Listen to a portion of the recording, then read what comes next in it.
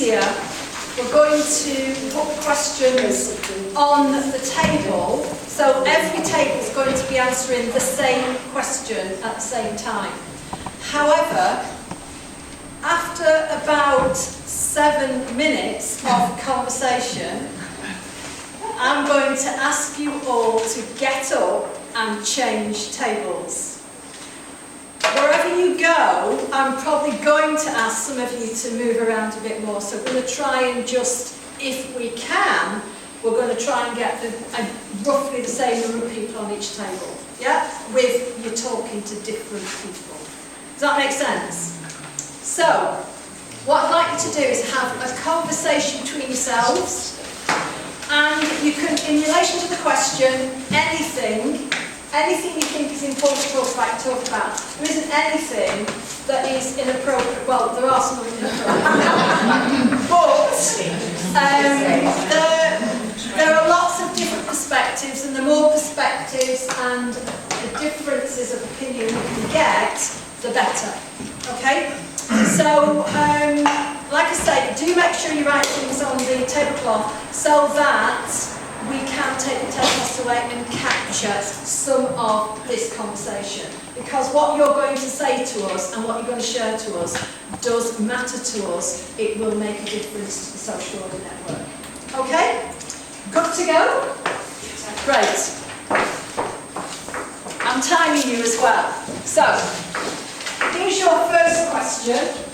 Like I say, anything goes. So, have a bit of discussion, write a few things on the tablecloth, off you go.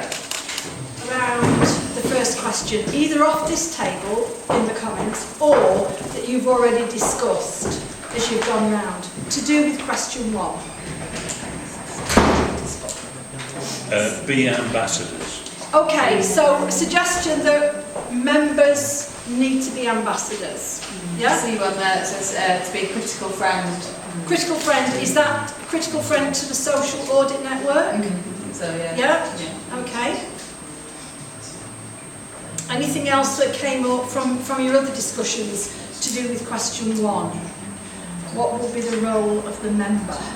I think it was slightly less about the actual role, but a way for members to engage more. And there was, there was a conversation about communication and for members to be more aware of the social audit network activities and things like that. And then, and in that awareness, being more sort of connected to the network and the activities that are going on, and that could lead to, we'd have that conversation about being an ambassador as well, but then through having more confidence in what's going on, then you'd feel better about talking about it. There was something like that. Yeah, like just being like active participants, so things like supporting panels or the Action Learning Set group that we're told you were in, virtual groups, things like that. So a more like a network in a more active way, I guess. Okay, so from what you're saying, it seems that there's a strong need for engagement, developing confidence in members who can then develop some perhaps quite local networks that enable that message and some of the issues around social accounting, peer support to be shared and developed. Yeah? Yeah, so space. Okay, so spaces for doing that, maybe quite local spaces. Yeah? We talked about that, but also potentially the need for virtual, because people are saying about busy lives, and so there's ways to overcome that. Okay. So having some means to actually connect digitally to the social audit network and to each other as members. Yeah. Okay, that's brilliant, and there's probably lots more in your heads and on the tables. But we'll move on to the next. How can the social audit network make social accounting more accessible locally?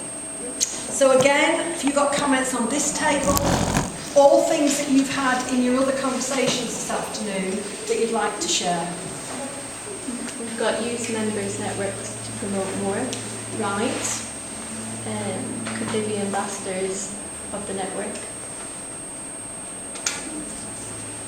Greater awareness, raising social media. Oh, social media is next one. Okay. greater promotion, roadshows, events, more local meetings, and local ambassadors. Okay, so the word ambassador has come up a couple more times, hasn't it? And also this thing about promotion, roadshows. So that sounds like sharing and promotion. There was a thing about members not getting videos, like you have to sign up separately. Okay. So we did put the sign up on the application form. Oh, okay. As an idea. Right, so there's more access to the newsletter. Okay. Anything else from your discussions that you've had about making, and your own experiences, about making social county more accessible locally? Having maybe Facebook community groups, it could even be a job geographically based, so you're a place where members can talk to each other, right, rather than it being something that you're pushing information out. Okay, right. A Facebook group, or even a local Facebook group? Yeah. Yeah? Yeah, okay. And we mentioned similar theme, but we mentioned buddy ups, sort of Yeah, certainly for smaller organisations that, Right. you know, it's a big, Oh, right, big okay. sort of Yeah. commitment for, you know, 2 Yeah. to 5 group organisations. All right, so creating a buddy system. Okay. Anything else?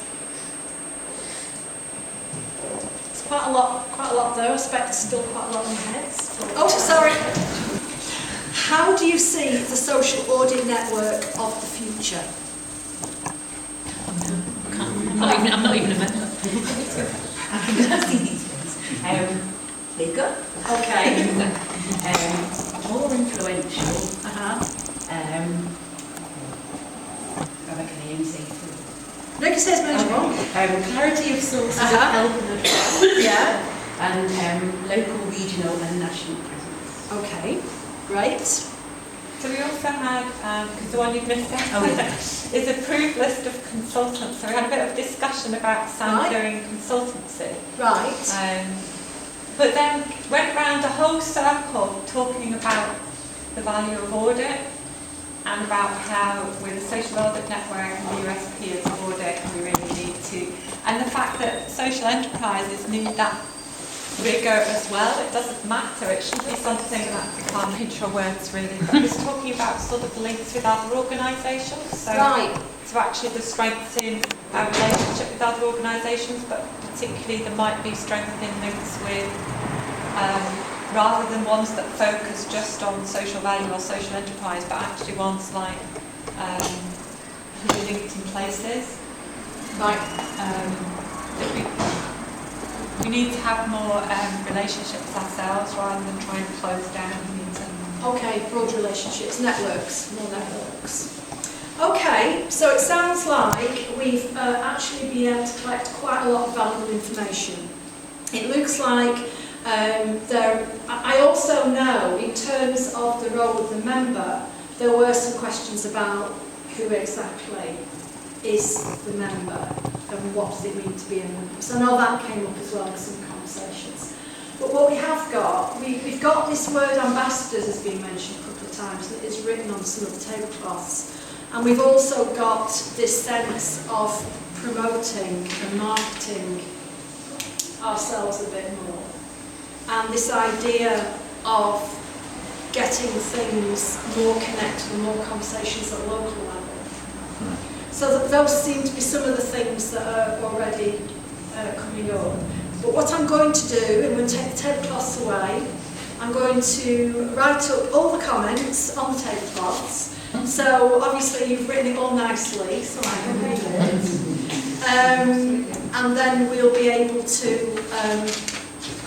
use the information to actually... Can I just confirm, please do make sure you've signed in and you tick the box saying you're happy for us to share with emails, your email address with people, just so that the GDPR we don't get into trouble with them. But we'd like to be able to email everything out to you, we'd like to be able to email the results, we'd like to be able to send you the slides and things like that. Send you...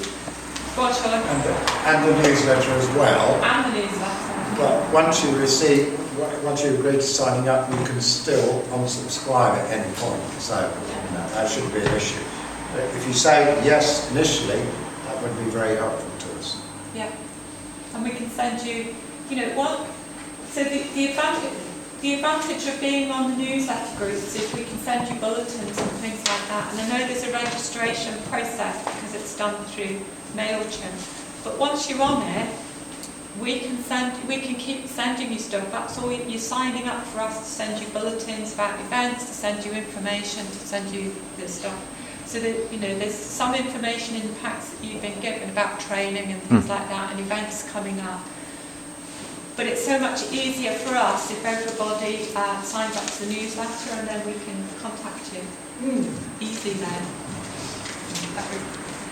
Okay, sorry. I think the final thing I would say is once you receive the information, or if you think of other things, because you may well go away and think of other things you want to add, then I would be, you know, if you want to sort of send those to me, I'd be more than happy to add them to the information we've collected here. Because sometimes these questions do trigger other thoughts. You know, you wake up at 3 o'clock in the morning and think, yeah.